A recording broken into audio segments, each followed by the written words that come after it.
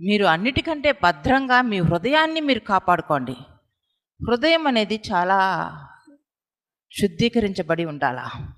మన హృదయాన్ని బట్టే మనం పరలోకపు వారసులం అవుతాం. ఈరోజు హృదయంలో ఏదుందో దాన్ని బట్టే నీ జీవితం ఉంది.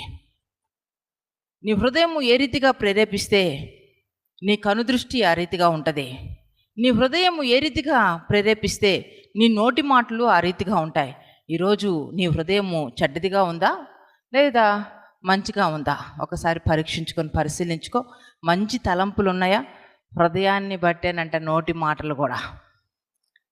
అందులో అసూయ, హృదయంలో అసూయ, ద్వేషము, మత్సరము వీటిని ఉండనిచ్చావంటే నీ మాటల్లో కూడా అవే.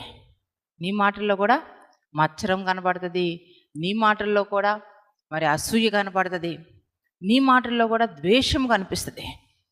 కనుక హృదయము భద్రముగా కాపాడుకోవాలి. హృదయం అన్ని విషయాల్లో మనము జాగ్రత్త తీసుకోవాలి. ఈరోజు మీ హృదయాలు ఎలా ఉన్నాయో పరీక్షించుకొని పరిశీలించుకోండి. ఎటువంటి హృదయము కలిగి ఉన్నారు?